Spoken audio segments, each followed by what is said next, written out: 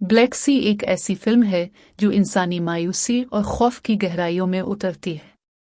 कहानी कुछ मायूस अफराद पर मुश्तमिल एक गिरोह के गिर्द घूमती है जो समंदर की तारीक तरीन तहों में छुपे खजाने की तलाश में निकलते हैं।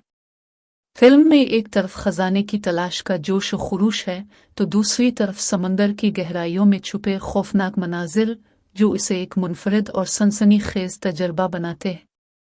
कहानी का मरकजी किरदार एक तजर्बाकार कप्तान है, मार्क अस्ट्रोम, जो अपने साथियों के साथ एक डूबी हुई आबदोज को तलाश करने निकलता है। ये आबदोज अफवाहों के मुताबिक कीमती सामान से भरी हुई है। जैसे जैसे ये लोग सियाह समंदर की वसतों में दाखिल होते हैं, उनका सामना न सिर्फ समंदर की कुदरती खतरनाकियों से होता है बल्कि एक पुरस्रार और खौफनाक माफौक अलफितरत कुव्वत भी उन्हें सताने लगती है। ज़ेरे आब माहौल एक ऐसी खौफनाक तन्हाई का तासुर देता है जिसमें हर लम्हा खतरा मौजूद है।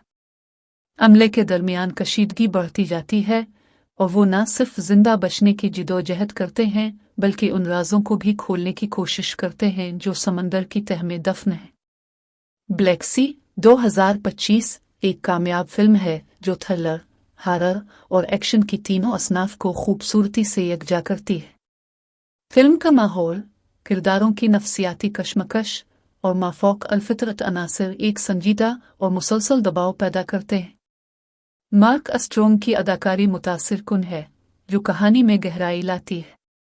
अगर आपको खौफ, असरार और समंदर के पुरस्रार माहौल में दिलचस्पी है तो ये फिल्म ज़रूर देखने के काबिल है।